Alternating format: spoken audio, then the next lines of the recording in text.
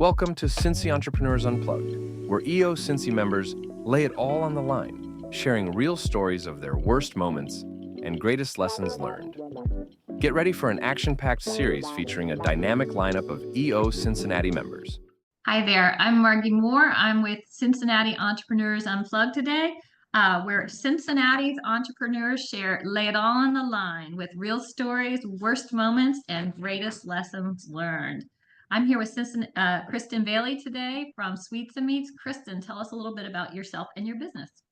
Absolutely. My name's Kristen Bailey, and I'm the proud co-founder and owner of Sweets and Meats Barbecue. We launched 10 years ago, and we operate 3 food trucks. We offer full service catering, and we just opened a new brick and mortar restaurant at Children's Hospital in Avondale. So we opened in September of 2024. Fantastic. Kristen was recently featured in a Super Bowl ad. Tell us a little bit about that Super Bowl ad with Yeah, Google. so really excited. The commercial actually aired during halftime, so couldn't ask for better placement. It was a 30-second commercial featuring our business and our story. It was called 50 Businesses, 50 Stories, and it highlighted Google Workspace. So it was powered by Gemini, which is their AI tool. And we've been a Workspace client for 10 years. So we were actively using the solutions and have adopted AI into our everyday practice. Oh, fantastic. So how did Google find you? How did that come about? Yeah, so they actually looked through their client database, and we were one of many customers in Ohio. They actually picked one business to feature in every state. Sweets and Meats was blessed enough to be able to secure the Ohio spot, so the commercial did air in the entire state. And as part of that project, they were trying to find businesses who were actively using Google Workspace. So they saw us in their client list. We had a series of interviews. I know I personally had two-hour interviews. Anton had a 2-hour interview, and then there was a lot of data that they collected on us, like photos from over the last 10 years, video, and they also came out to film before they decided who they wanted to use in that campaign. And so in the feature, really we were talking about how we're actively adopting AI into our business practice. For us, we're actually managing how we track our food trucks using AI, and it's also helping me with monitoring emails. I'm pretty inundated with emails like most entrepreneurs, but sometimes I have anywhere from 800 to 1400 emails, and it feels like it never gets below 800. So I'm using AI to kind of scour that to see what tasks I have and kind of my priorities. Fantastic, fantastic. So when they came to like actually film, what was that like filming with them? How long did it take? And it was a wonderful ad. We'll put a link to it in the notes, but how long did the filming take and any stories? Yep. So they filmed with us December 15th. So it was a couple months before Super Bowl, and we weren't allowed to talk about it. We signed a non-disclosure. So you guys found out pretty much when we were allowed to talk about it. And they were with us all day. So they were on set for, I want to say, 9 or 10 hours. And it was really cool because we got to share the experience with our loved ones. So we were able to ask friends and family to come out. Even folks from the chapter, EO, came out to support us, and they got to be part of the commercial. The thing about it is they're paring that 10 hours down. Like, you have no idea what's going to stay. But I really love the angle that they chose, really talking about Anton and his grandfather and how he learned to do barbecue, because it really is the legacy that we're building and the story that we want to, share with the world as we build this business. Fantastic. So a little more about that. The story is like the barbecue family. You treat everyone like family. What are some ways that you tactically, make people feel like it's family? I love that barbecue family story from the ad. So how do you tactically make that happen? Yeah, so the customer that was actually in that commercial, Casey, she's been a long time customer. She was actually the banker across the street from us at our Mount Washington location, and so she used to come in every Friday. She'd get a brisket combo, and she'd treat her staff to lunch, and like that was realistic. She came for the showing, but she supported us for 10 years. I would say treating people like family, like we really value what we do. We're serving the community. We're serving a need that wasn't met, especially in Avondale, where it's been a food desert. And for us, it's about sharing our love, like the love that we put in our food, serving people a home cooked meal, but also bringing people together over barbecue or breaking bread with them. Anton does a really good job of sitting down at every single table that comes through our door. So every person that comes in, we're greeting them, but we're also sitting down to ask how their meal was, if there's anything that we could do to do a better job. And it's really important for the location that we're at because we're right across the street from Ronald McDonald House. So we know that a lot of our customers, about 50% of them, are dealing with something that's massive. And so we're just trying to not only serve them a good meal, provide them with some comfort through the food, but also as humans, that human connection, building relationship. We want them to feel good when they leave and feel their belly is not the only thing that's full when they leave our door. So, some of the conversations we have, like we know our folks on a first name basis, they're telling us about their children because oftentimes they've got a child that's getting some type of medical procedure at Children's Hospital. So it's a little bit of a unique location, but for us, we treat everybody like family. You want to be treated the way you treat others, and we feel like we do a really good job. Customer service is really important to us. Oh, that's fantastic. So what kind of, so the Super Bowl ad aired, what kind of lift did you see from that Super Bowl ad? We were selling out basically every day. So we had all four news outlets actually came out. They picked up the story. Sometimes like we felt like local celebrities because there were times that I was interviewing at the front of the restaurant and Anton was also in the dining room interviewing with a different news station. They were starting to cross over, but we had all four news outlets out every single day. City Beat was actually the first news outlet to pick it up, and they picked it up before we even knew that it had been released by Google. So that was really cool. But definitely got a nice lift. We cook from scratch. So it was a good educational opportunity for us to let our customers know that, yeah, like you might have come in for the brisket, but once it's out, it's out. We smoke it for 16 hours. I'm not able to just reproduce it because if I did, you wouldn't want it. That means I'm microwaving it, I'm sticking it in the oven. That's not what we do at Sweets and Meats. But it also got the word out because we had been struggling like after the winter storm. Business had been really slow the preceding 2 to 3 months. This is a new location, just the time period we're in. We had the recent election. We've got what many people call a recession with costs. People just weren't eating out as much, and we were struggling to get the word out about this new location. And there's literally 19,000 employees at Children's a block from our business. We have 3 hospitals on our street: the VA, we have Children's Hospital, and we also have UC. So we were trying to get the word out. So, but as that news story kept going out, like people are still coming in. We have new people coming in every single day. So it's been amazing. We've had record sales weeks. It continues to grow week after week. We were struggling a bit prior to that. So it's really been a blessing to the business. And what's better than free marketing? Yeah, with Google. With Google, absolutely. And people can still watch the commercial if you Google us. It'll come up on YouTube. But yeah, it's just, we've partnered with a global company, and I think it also gives us a little bit more credibility as well. Fantastic, fantastic. So, so in the Entrepreneur Unplugged series, we also like to ask, like, in your entrepreneurial journey, has there been any significant setbacks in your journey that you'd like to share?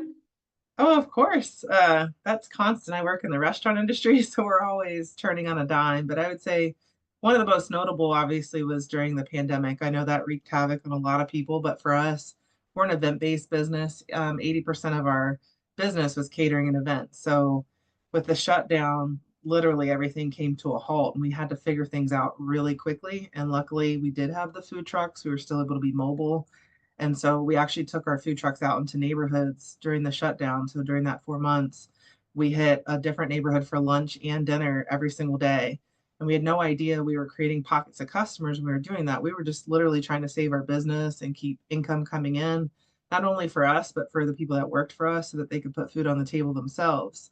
And so when things did start to open up, people really remember that because we came to them at a time that was, it was tough for everybody.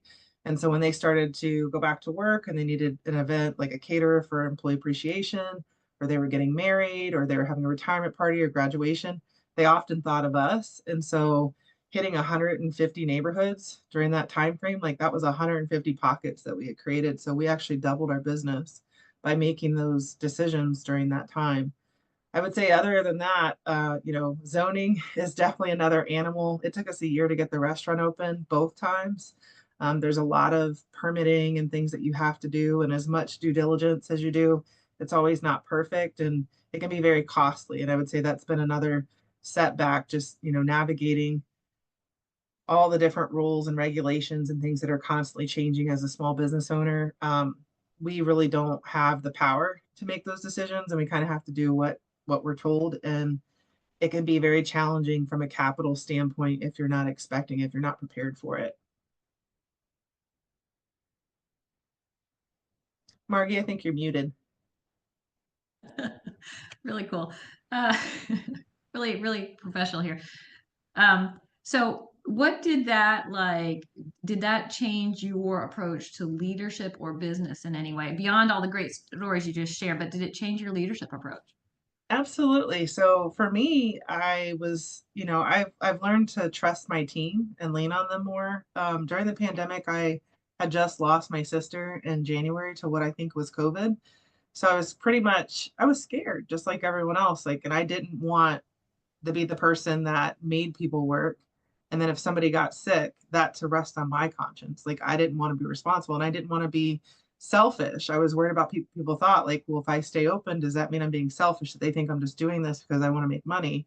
And it's never been about that for us. If you want to go into entrepreneurship to make money, like, you don't open a restaurant. Like, it's just the margins are very small. There's only so much you can make. It's not about the money for us. Obviously we have to make our expenses, we have to pay the bills, but we're not in this to get rich by any means. And so for me, I think as a leader, I often lead with my heart, and that's not a bad thing.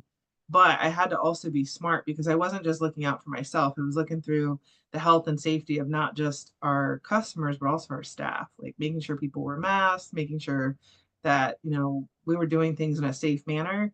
And after that, the decisions that I make now, oftentimes I'm involving them more because they really stood up for us. Like, they stood against me. I had boxes packed of produce and things to send them home to say, you guys can file unemployment, like they're allowing this. And they're like, no, we want to work. And so now, like, before I make really big decisions for the company, we have more open dialogue versus me having to feel like I have to make all that decision, like it all rests on my shoulders. We're really open with our leadership team, and we involve, our employees. Like, we were all in the trenches together. I think it really brought us together in a different way. Fantastic lessons for everyone.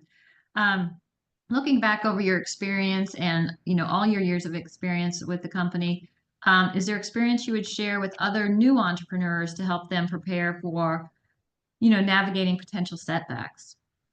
Yeah, the biggest thing for us, like that I learned, is prior to COVID, I never put all my eggs in one basket. We always created additional revenue streams. We weren't always solely focused on vending with the food trucks. We weren't only solely focused on catering.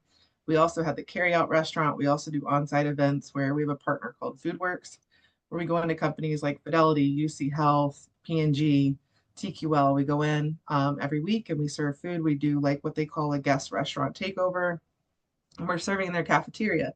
We've added box meals, we've added online ordering. So we have revenue coming from different, vehicles where if everything's counting on one specific thing, if that thing goes wrong or something happens like a global pandemic, you're screwed.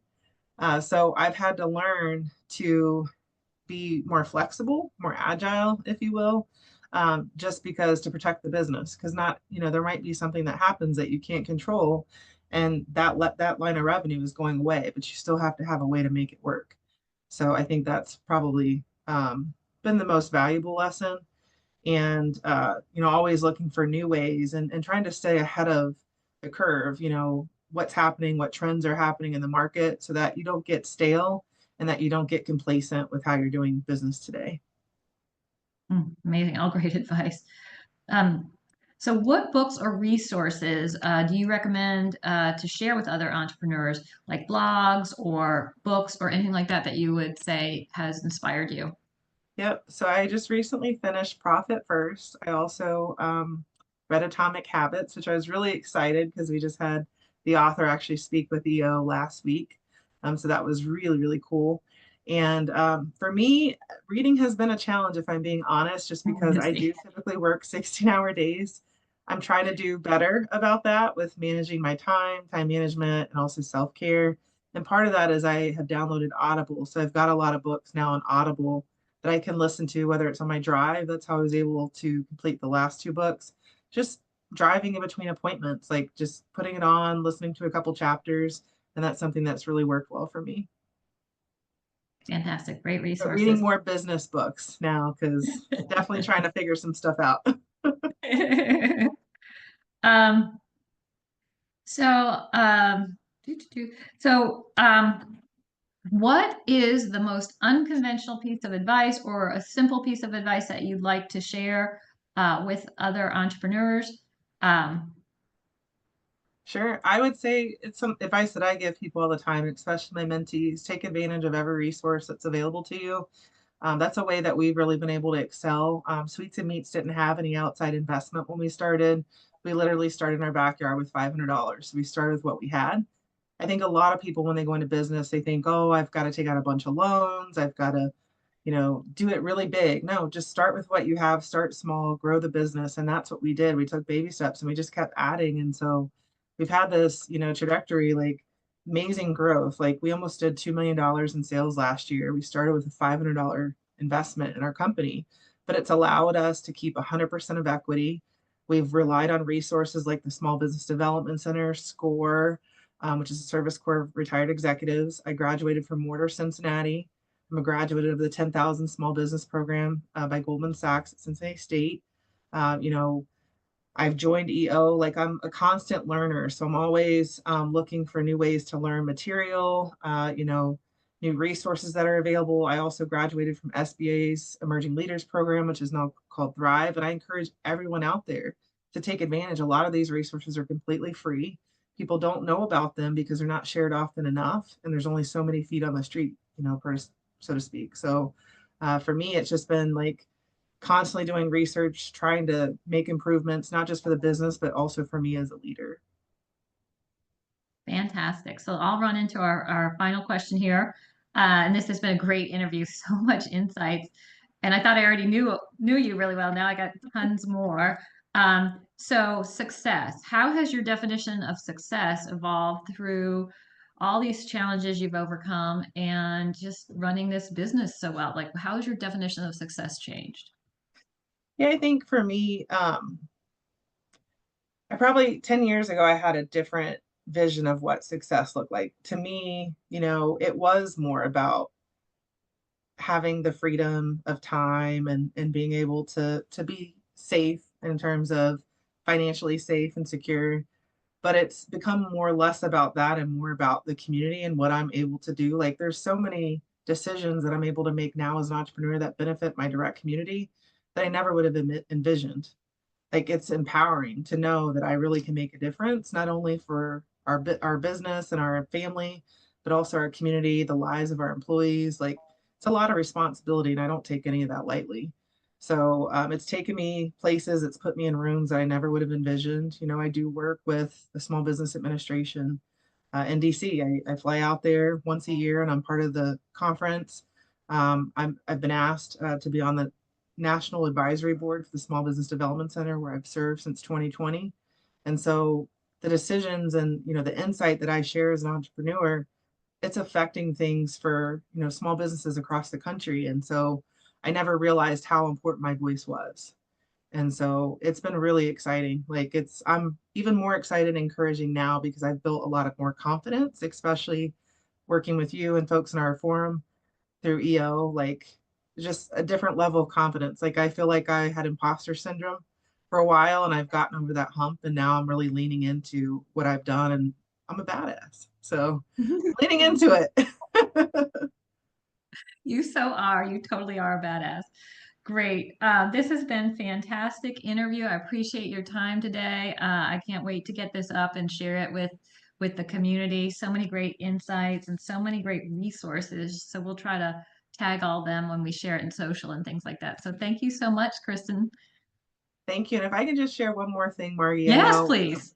this is a full interview, but I really want to just commend like just the EO journey I've had. Like I've been part of EO for a year and a half, and I really truly have grown tremendously during that time frame. I've had some curveballs thrown at me personally, health and then just life in general. And I would not have been able to grow at the capacity that I have if I had been going it alone. You know, being an entrepreneur can be a very lonely world, and having like-minded individuals that immediately the barrier comes down, like we just get each other. You know, it's our people, our tribe. And so it's been invaluable for me, the experience, and it's also helping me to realize how important it is to invest in my growth. So, just anybody out there that's watching, if you're considering EO, definitely encourage you to come out to one of our social events or just, talk with some of our members, because it's not just focused on business, it's also family, it's personal.